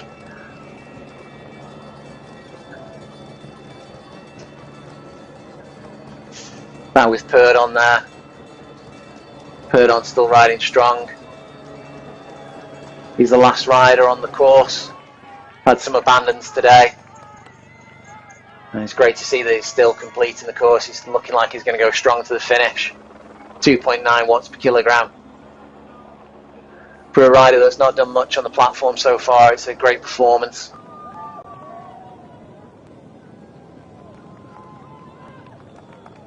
As you can see, he's hitting red on the power bar there, which means he's above FTP. And whenever you see a rider doing that, it means that they might not be making the greatest progress in the race, but it means that they're putting in their max effort. And it's great to see when a rider just completely commits to the race, regardless of the position. They're racing for themselves. They're trying to win, trying to make as good an attempt as they can. Back up with Hulsemans. He's gone through the 1 kilometre marker. 930 metres left to go. Power bar is much lower, but he's still putting out 3.1 watts per kilogram there. Not too many bends left to go to the finish line. If we'd had a closer race here, that these hairpins, these corners would have had an effect. It would have been a matter of judging where you put the effort in on this last run in. Each one of these corners would be slowing the riders down slightly, scrubbing a little bit of the speed and affecting how they reacted with each other. The drafting would be affected as you're going around these bends. 17 kilometers per hour, he's still got a little bit of the gradient here, not quite into the flatter run into the finish.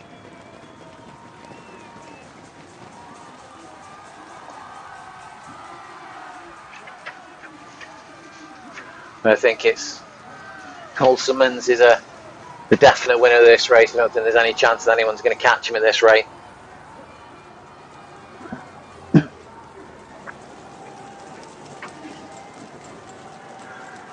There's 610 metres left to go and a 1.83 kilometre lead over Oystensen, the next rider on the road. Oystensen, Team 3R event, and Oystensen looking like he's going to bring second place home. Although that being said, with the review after this, Oystensen may find himself moved up to the top step on the podium.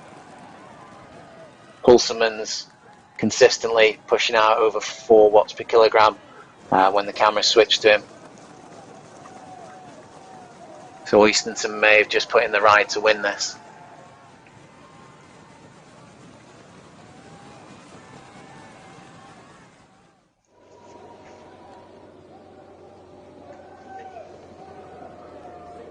Hulsemans bringing it home. 300 metres to go. And we just see the gradient flattening out. Hulsemans putting in a little bit of an effort here, standing out of the saddle. 330 watts.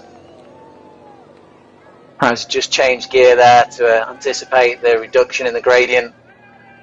Just pushing himself up and over that gradient and putting in an effort to the line. Only 180 metres left to go. This is sprinting distance now. We'll see if he opens up with a sprint to finish. Speed's gone up to 26 kilometers per hour. Last little bit now. And there we go, sprint for the finish. Hulsemans there, comfortably over. And I think race control will be taking him straight over to the doping tent there and taking a sample off him, see whether he was allowable in this race. Oystensen, Team 3R, 3.2 watts per kilogram, 7.7 on the gradient, lifting it up to 8.6 there momentarily. 1.9 kilometers left to go. Total climbed at the moment 1,135 meters. Still got a way to go. Finishes up at 1,280 meters. Looking at Goldberg back there in second place. Oystensen comfortable lead over Goldberg. Goldberg putting in a really strong effort here though. 2.9 watts per kilogram. Strong race from Goldberg. Still got a decent gap over the next place there, Noble.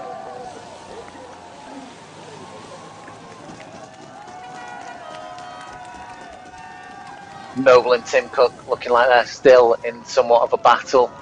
Noble's just taken over Tim Cook and opened up just a little bit of a gapping on him. Oystenson, 270 watts on the road. Slightly lower cadence, 75 cadence there. Speed's down at 9 kilometers per hour now as these gradients are really biting, 11.3 on the gradient there. Goldberg comfortable on his power, 270 watts. Green on his power bar there, which means he's just below his FTP. As we say, it's just putting in a little bit of an effort there. 16 kilometers per hour. And a nice steady heart rate, 155. Slightly below 155.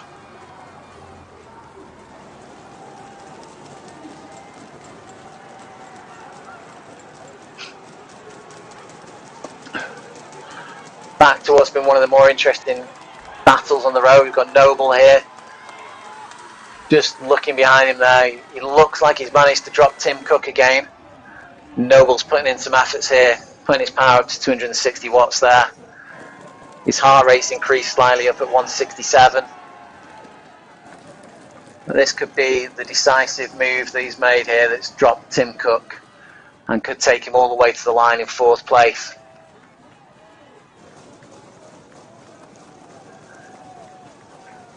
Just crossed over some of the chalk writing on the road there, one of the nice little added features of RGT. Everyone likes to see the name on the road, and RGT does it for you. There we go, Tim Cook, name on the road, a little bit of a boost there, gives you a little bit of energy to put some more effort in and get you a little bit further down the road. One of the little features, not a lot of the platforms, in fact I don't think any of the other platforms do that automatically for you. Any race that you enter, you can come across your name on the road, just give you that little bit of extra energy and helping Tim to dig a little bit deeper there. He's playing out 350 watts for a moment there, just after he'd seen his name. Avatar standing as he puts the effort in, fighting against these gradients.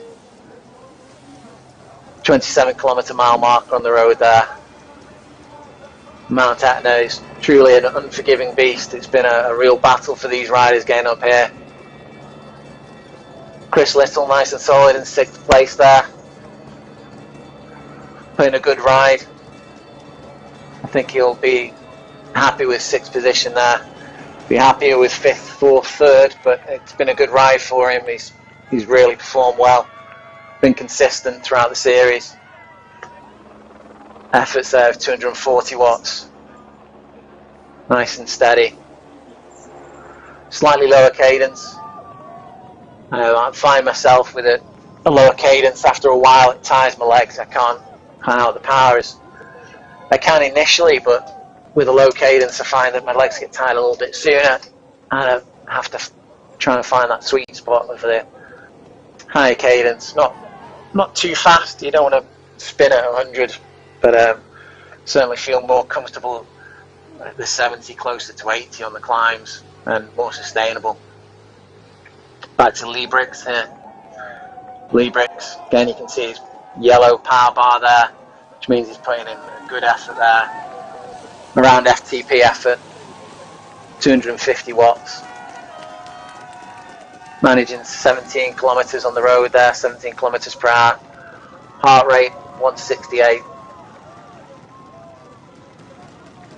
Again, seeing the heart rate compared to the power that the rider's putting in, it really shows you more of the story. It shows that Liebrix is putting in the effort here and he's trying. When you're looking back as race control and you're looking at riders on the road you've got slight queries about, then it helps to see that the heart rate is reacting as the power is increasing, the heart rate's increasing. Oystenson crossed the 1 kilometer marker there. The Flamme Rouge, not too much more of this gradient now for Oystenson. He'll be looking forward to that relief for the flat spots. That flat running of a couple of 100 meters into the finish line. He's done his Team 3R teammates proud here. Coming in on second position on the road. 870 metres left to go for him. Going around this hairpin. Gradients quite often kick up in the hairpin. It can be a little bit harder to keep the speed up through the hairpins and a bit disruptive to your rhythm.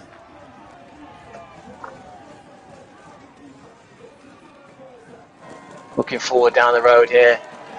We're looking forward to seeing that finish line. Got a few, probably about 400 metres before we start seeing the diminishing gradient, before it flattens out before the finish line. Oystonson keeping the power on here, keeping it steady. Don't think there's any concerns about getting overtaken by third place. Although it looks on the road that the fight between third, fourth and fifth is hotting up there further down the road. We'll see Oystonson over the line here, only 640 metres to go. As soon as he hits those flatter gradients, his speed will increase, and I'm sure he'll play in a good sprint finish.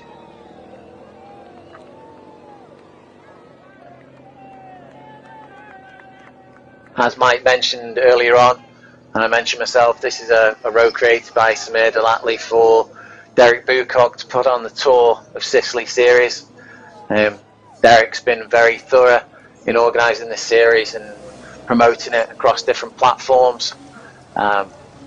Organising series always takes a little bit more effort, keeping a track of everyone's position and all the points. But it's great to see that people have the time and put in the effort to do this. And the GPXs can be brought from anywhere around the world into RGT, and you can create any road that you want. And we've also got quite a lot of riders and racers creating completely virtual roads, spelling out names, creating patterns in the road just to make racing interesting and different, or to commemorate different things as well. Oystonson 340 metres to the line. Just seeing the distance there, the gradient is flattening off. Going to be hitting those lower gradients of, I think it's going to be dropping down to almost zero, which will be a massive relief for riders after climbing Etna like that. Putting the power down now, as you can see these gradients easing off. Perhaps selecting a slightly higher gear so that when he does hit those flatter roads he can keep the power down. 4.6 on the gradient. Just an hour and 30 into this race now. 1,277 metres climbs, only 3 metres left in this race. We can see the finish line. Oystonson coming in at 3.3 watts per kilogram. Only 50 metres left. Will he open up a sprint for the line? He's cruised over. No risk from the riders behind him. Nice cool down for Oystonson there before running off to the showers. Back with third position on the road, Goldberg. Jason Goldberg's been putting in a consistent effort in third place here. He must watch out for Steve Noble on the road. Steve looks like he's had a little bit extra in the tank and is closing slightly on him. A gap of only 138 metres. Back to fourth now for Goldberg. Goldberg's been putting in a consistent effort and hope he can keep this sort of pace up to the line. Just hope he's going to keep that positioning. Noble looks like he dropped Tim Cook there, who had had an earlier battle on the road. Perhaps he's just paced himself right to make an effort for this third position on the road. Goldberg needs to protect that and keep putting the power down if he wants to stay away from Noble. Noble there, showing a yellow bar, just dropping it down into the green. Looks like he's comfortably dropped Tim Cook there. It'd take a sprint effort from Tim, I think, to get back up to Noble and pass him. Noble up at 169. We were looking at him earlier on in the race. His heart rate was around about 165. So he is putting in a bit more of an effort here. Hope he can sustain that all the way to the line. and perhaps he can make it just back up to Goldberg there, Jason Goldberg, and make a race for the third position.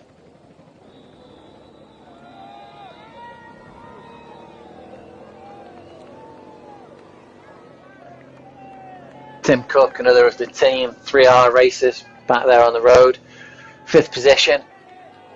I think it looks like he's going to comfortably hold on to 5th position, with Chris Little being the closest competitor at 700 metres behind him.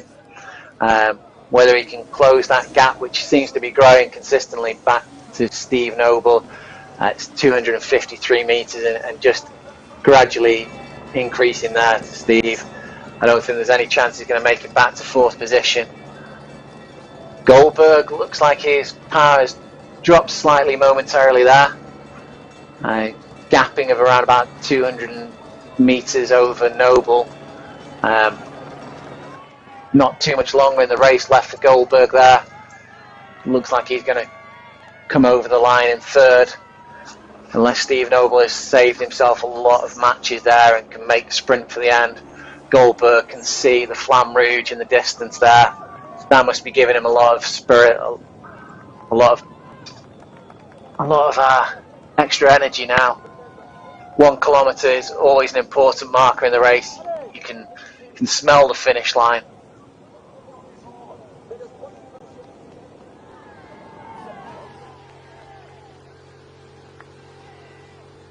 $165. Goldberg has dropped down on the power somewhat since we last looked at him. Heart rate up at 160.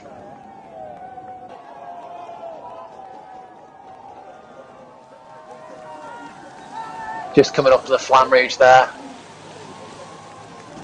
The hashtag Go Beyond RGT symbols. Great level of detail. They've even got the air blower keeping these air banners up in the air. We don't want anyone kicking the power cable out and someone getting trapped in the air banner like happened to Yates some years ago. Oh, now we're seeing Noble coming up on that Flamme Rouge, the 1 kilometre marker. Will he be able to catch Goldberg just as we're coming up to the finish line? He must know how close he is. If he's got any matches, now's the time to burn them.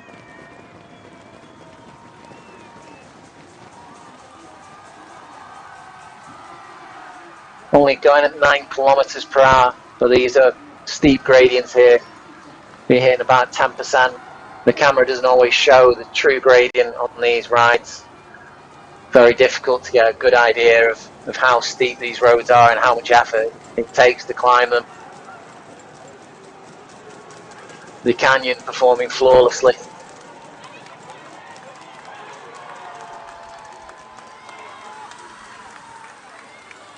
Goldberg's power does seem to be dropping a little bit here as we're going closer towards the finish. He's got a distance of 136 metres, but only 760 metres left to go in the race, so it is unlikely that Noble's going to cover that distance and overtake him. But Noble's still trying, still putting the effort in. Another wave from Goldberg there. Obviously a fan there. Making it interesting for us to the end. Great riding.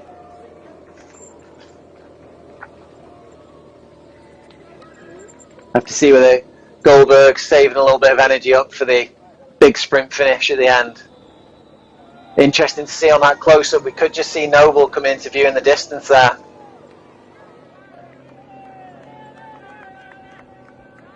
A little bit closer, 140 metres, the gapping there. Back to Noble. Goldberg easing up.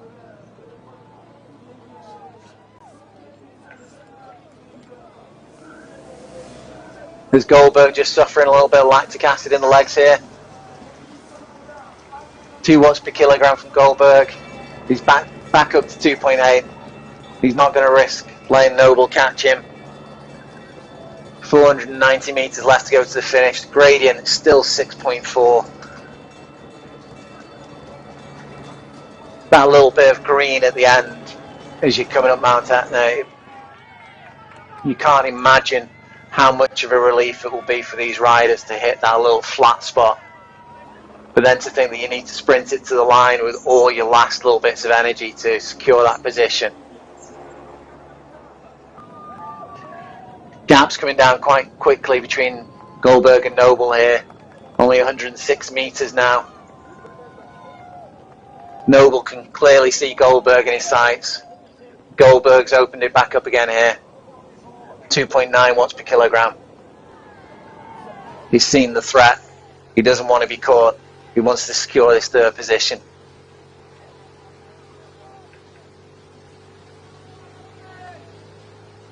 BMC bike with slightly less aero wheels.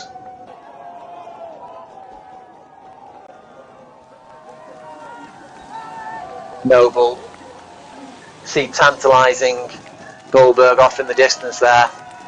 I don't think there's much chance he's going to be able to catch him. Goldberg's just about to enter onto the flat section, or the flatter section. 220 metres to the finish, 200 metres. Waving at the goats as he goes. Let's see what kind of a sprint Goldberg opens up before this finish line.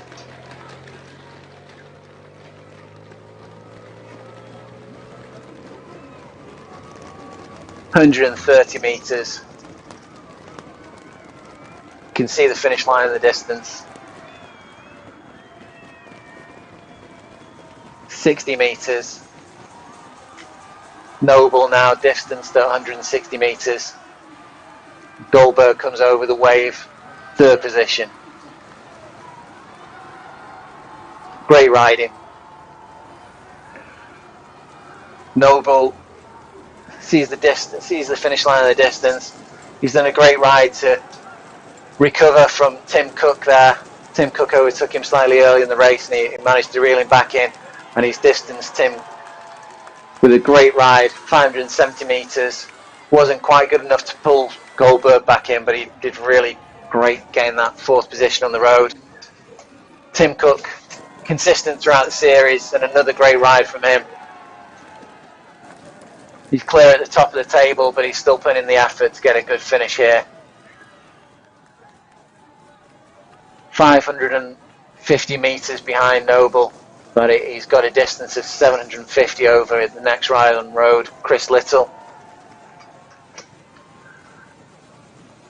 And he's going to finish in a comfortable time there, probably around about 150, 1 hour 50.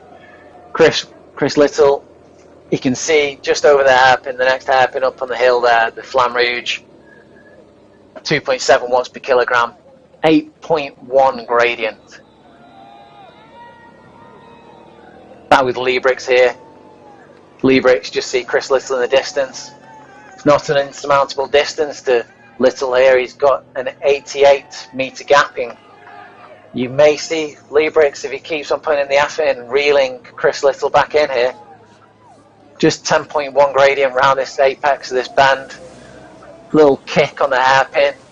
Liebrix putting down the power. 3.1 watt per kilogram. 80 metre gap there to Chris Little. Chris just about to come underneath the Flamme Rouge, passing the 29 kilometre marker. 1,216 metres of climbing. Still another 74 left to go before he finishes. Don't know whether Chris is just taking a bit of solace in the fact that he's come underneath the Flamme Rouge, or whether he's noticed the danger from Liebrix behind him with a gap of only 75 metres now. He's putting in a little bit of an effort. Tim Cook rolling a steady effort in now. Liebrix power just dropping there. Maybe he selected the wrong gear. 100 metres for Tim Cook to the finish line. Rolling it home. On the flatter section, he'll be glad to be hitting that finish line. It's a 1 hour 42 time for him. Great time for this sort of a course. And I'm sure he'll be glad to hit the protein shake, jump in the shower, shake those muscles out. Liebrix looking like he was going to close on Chris Little there, but his pass just dropped there. Don't know whether he put in the effort and just slightly misjudged the gearing as he's come through those sections. But the gap's open back up again to Chris Little, 120 metres. I find sometimes you can over-egg it when you see a rider in the distance and you think you can catch them. You can just try and snatch at it. You can put too much power down in one go. Close, see yourself closing and just find that actually it's not sustainable and it all comes crashing down. You have to have a few moments of recalibration before getting back into a steady tempo again. Evo Liebrix there, 175 watts. Again, speed's only 9 kilometers per hour. His heart rate is up there at 171. If I remember rightly, when we were looking at him earlier on in the race, it was a little bit lower than that. 166-ish. And it looks like Chris, who's been fairly solid in that 6th position all the way through, he's going to be finishing in that 6th position. Riding a fixie up these sort of gradients, that's more power than I can muster. It's dedication to the cause.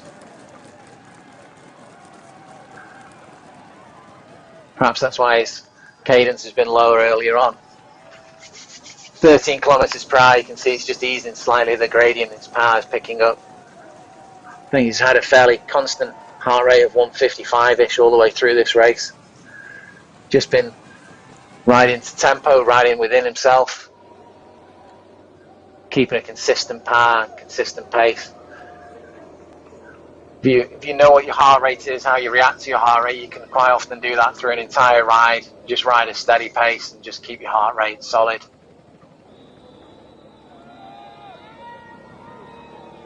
Seeing his speeds increasing slightly, the gradient's just starting to tail off a little bit. Just passing Goldberg's name on the road there. Goldberg already finished, great positioning. 3rd place on the road. As we say, we might have doping control looking at Hulseman's position there.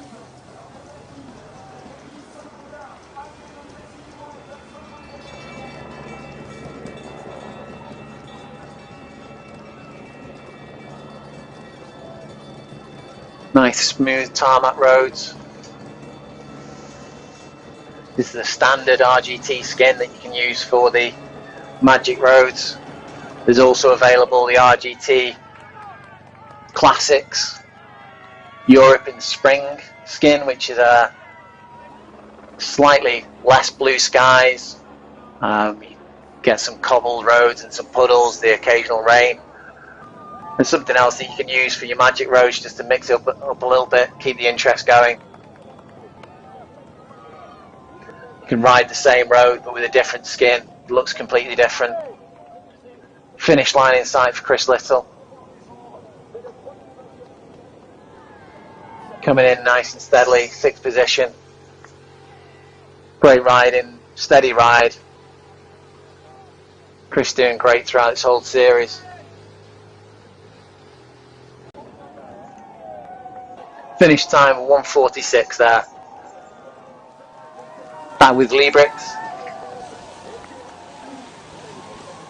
Liebrix pushing 2.1 watts per kilogram.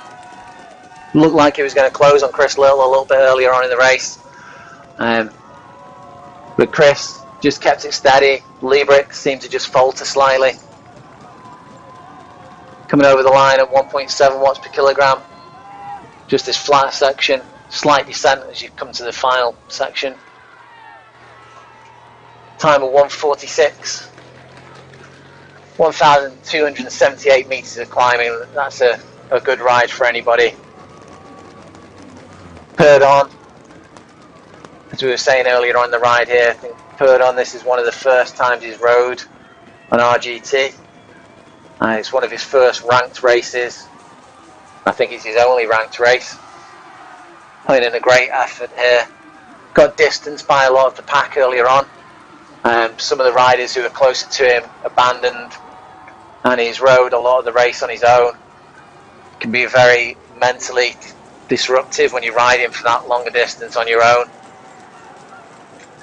Alexander put on there, putting out 178 watts, cadence 66.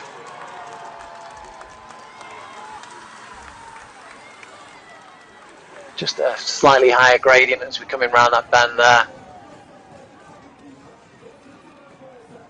Fairly steady heart rate at 157.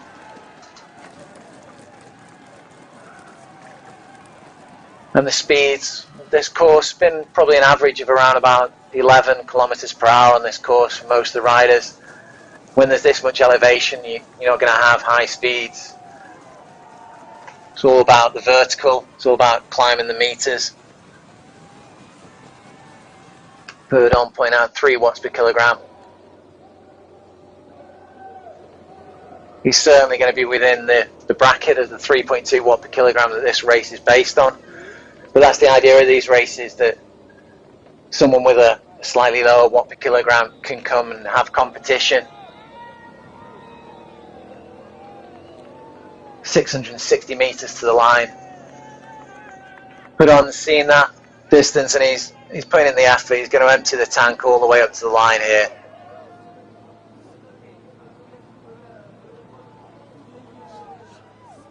Still got 27 meters left of climbing.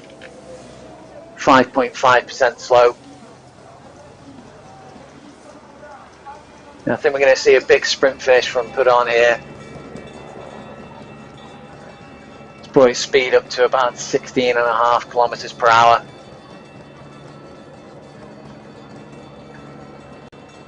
Gradient just increasing there to 6.5.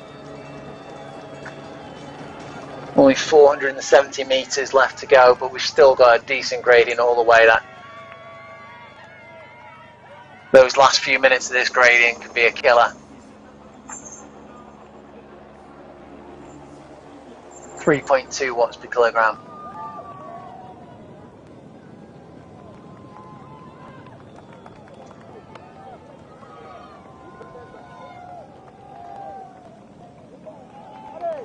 Just passing Jay Goldberg's name again there with his pluses on the road. Chalk painters have been out overnight adding everyone's name.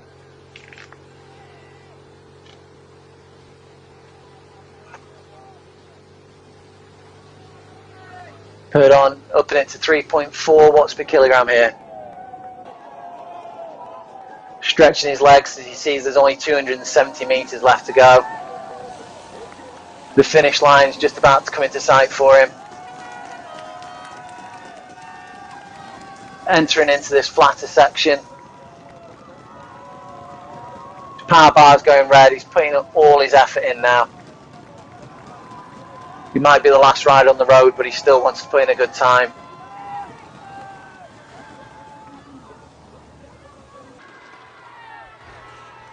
"130 meters. The finish line's in sight.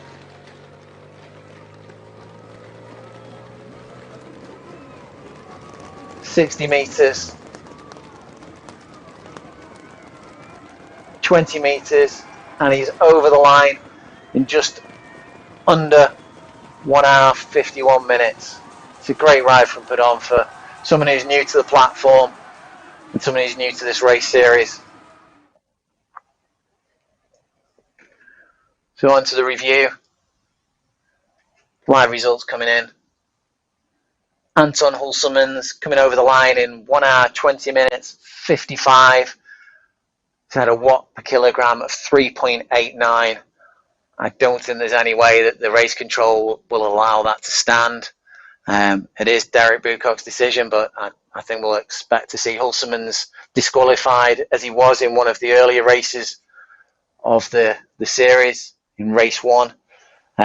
Fortunately, Hulselmans was in the group with some of the riders. He didn't really affect the drafting on the descent, and you can't really affect the drafting too much on the uphill, so didn't affect the race, didn't ruin it for the other riders who were underneath the watt per kilogram cap.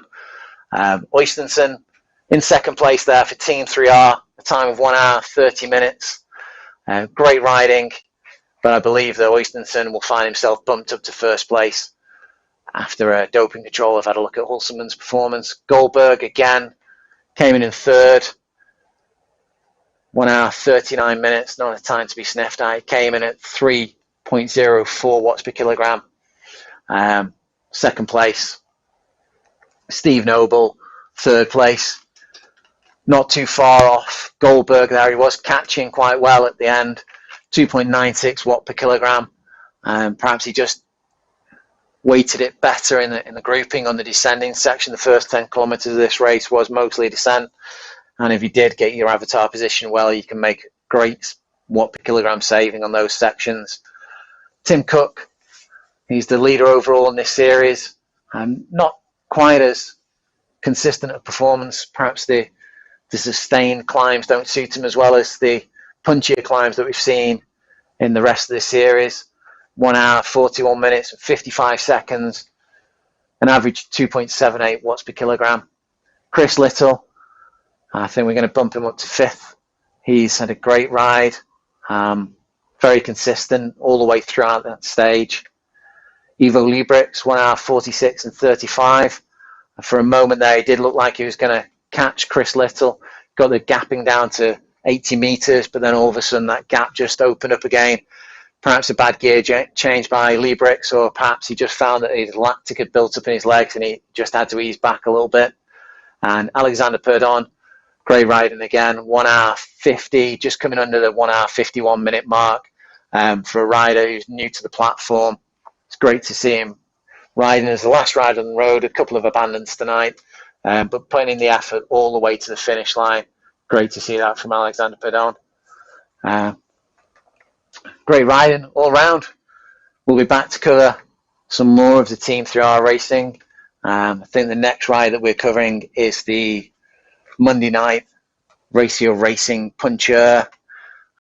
This has been VCN, Virtual Cycling News Commentary, brought to you with a live stream from ZMS Livestream, and you can also catch it on estv.co. As always, the live stream, if you've missed it live, you can pick it up on ZMS Livestream's Facebook page. Next time around when we're commentating ZMS Livestream, you can go on their Facebook page. You can ping us a comment, tell us some of the information that we're missing from the ride, something interesting. Pick out a rider, one of your friends that's racing, and just be interacting with us. It's great to get comments through, like Kate, who's been watching the racing tonight, just dropping in a hello on the live stream. But yeah, keep on interacting, keep on watching.